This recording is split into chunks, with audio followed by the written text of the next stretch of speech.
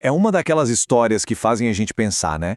Como é possível que alguém chegue ao auge absoluto da sabedoria, da riqueza, e mesmo assim, no fim, fracasse?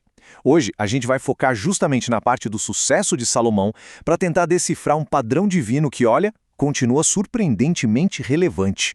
Essa é a grande questão, e a resposta, talvez, não esteja em entender só a queda, mas em decodificar a subida. O que aconteceu antes de tudo começar a dar errado?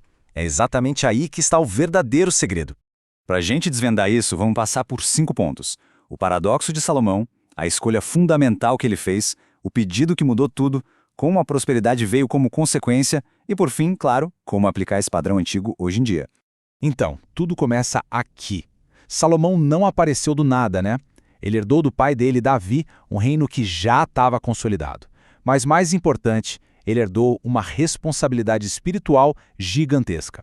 O palco estava todo montado, não só para um novo rei, mas para um verdadeiro teste de prioridades. E aqui está o primeiro ponto que é crucial. A gente costuma pensar que a história de Salomão já começa com a sabedoria, mas não é bem assim. A sabedoria foi o resultado de algo que veio antes, uma virtude muito, mas muito mais fundamental. E essa virtude era o amor. A primeiríssima característica registrada sobre o reinado de Salomão, lá em 1 Reis capítulo 3, é que ele amava o Senhor. Essa era a base dele, sabe? O alicerce sobre o qual tudo mais seria construído. O amor veio bem antes da sabedoria. Essa ideia não é de hoje. O teólogo Matthew Henry resumiu isso de um jeito perfeito. Ele conecta o amor a Deus diretamente com a raiz da sabedoria, sugerindo que uma coisa não consegue existir de verdade sem a outra. E esse amor foi colocado à prova. Tenta imaginar a cena. Deus aparece para Salomão em um sonho e oferece a ele qualquer coisa que ele quisesse. É como um cheque em branco divino. Esse é o momento decisivo, que definiu todo o reinado dele. O contraste do que ele pediu é impressionante. Ele podia ter pedido o que a maioria dos reis pediria: mais dinheiro, mais poder, a derrota dos inimigos, mas o pedido dele foi para uma direção totalmente diferente. Ele pediu um coração compreensivo, uma mente com discernimento para conseguir governar o povo dele bem. Então, o ponto central é esse, a intenção por trás do pedido. Não era sobre ganho pessoal, não era para se exaltar, era sobre servir. A sabedoria que ele queria era uma ferramenta para cumprir a responsabilidade dele com justiça. Agostinho de Hipona captura a essência disso perfeitamente. A escolha de Salomão mostrou uma ordem correta de prioridades. Ele amou mais a justiça do que o poder. Ele valorizou o bem-estar do povo acima da própria glória.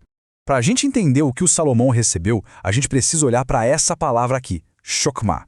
No hebraico bíblico, isso não é só sobre ser inteligente ou ter um monte de conhecimento, não. É algo muito mais profundo.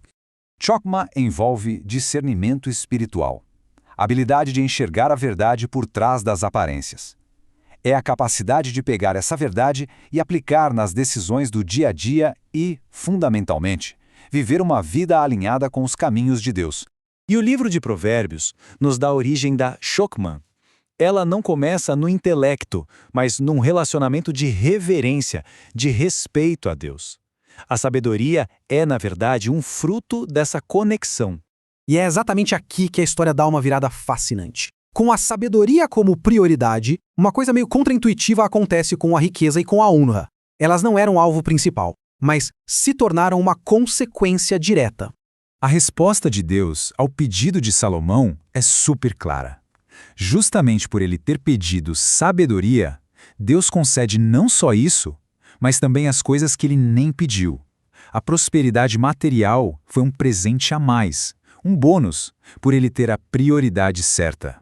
Isso mostra um princípio divino muito poderoso. A lógica do mundo moderno, muitas vezes, é ir atrás da riqueza diretamente. Aqui, a gente vê uma inversão completa. Buscar o que é mais elevado e as coisas secundárias acabam sendo acrescentadas. O filósofo Tomás de Aquino coloca isso como uma verdade atemporal. Quando as prioridades mais altas, tipo sabedoria e justiça, são buscadas do jeito certo, os bens inferiores, como a riqueza, tendem a vir como um resultado natural. Ok, legal. Mas como essa história tão antiga se aplica na nossa vida hoje? O padrão de Salomão não é só uma historinha, mas sim um conjunto de princípios bem práticos e que a gente pode colocar em ação. A gente pode resumir esse padrão em 3 passos. Primeiro, priorizar o relacionamento com Deus acima de qualquer outra coisa. Segundo, nas nossas orações, nos nossos esforços, focar em pedir sabedoria e discernimento, não só em resultados específicos. E terceiro, aplicar essa sabedoria e, o que é crucial, perseverar nisso. E esse terceiro passo nos leva direto para o alerta que está implícito na história de Salomão. O fato dele ter começado tão bem, com tanta sabedoria, não garantiu um final forte. A sabedoria inicial precisa ser mantida com vigilância constante. John Wesley coloca isso de um jeito bem direto. O valor não está só em começar bem, mas em continuar, em perseverar na caminhada. A jornada de Salomão é um lembrete muito poderoso dessa verdade.